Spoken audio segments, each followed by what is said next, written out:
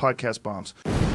I just want to read you this poster that I have because I hear a lot of pro-lifers say that life begins at conception. So my poster reads, "Life begins when you understand living women matter more than potential babies." What is it? What do you mean? If it's a potential baby, what is inside of a woman? It's a fetus. Is it living? No. How can it grow if it's not living? Actually, that's like saying if an acorn is a tree. When does the fetus become living? That's actually a good question, but that line... Yeah, of course, because you don't know it. Because it's living. It's living. You're fundamentally denying science to validate your opinion. You actively deny science, ma'am. How am I denying? What science did I deny, Darby? Okay, so let's look at some posters over here. But you don't have to be here. I need you to tell me what science. You just made an accusation that I denied science. What science did I deny? That it's a child inside of you. It is a clump of cells when I'm a clump of cells. What makes me different? That you were born.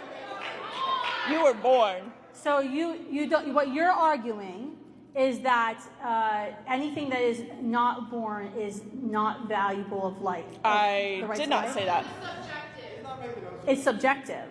So when does a child or fetus or clump of cells, whatever you want to call it, when does this clump of cells or fetus become living? When it can sustain its own life. But when is that? When is the sustainability?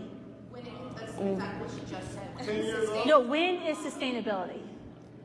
21? About like 30 weeks to born, like 24, 30. Because how do you sustain life? Like my newborns aren't sustainable.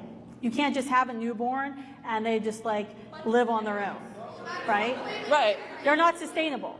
They need help and assistance to survive. So is a newborn not worthy of life? Is a newborn not worthy of life? I do have one thing to say to you.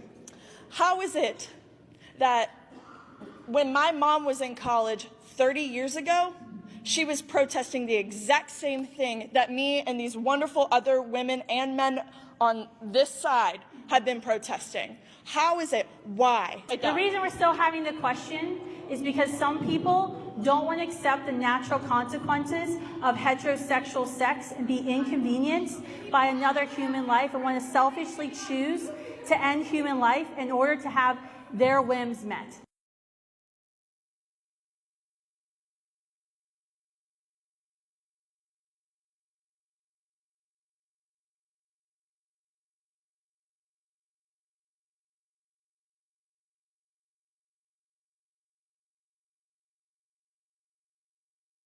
Why you're still arguing that. Thanks for watching Podcast Bombs. Please like, share, and follow for more of the best clips from the best podcasts.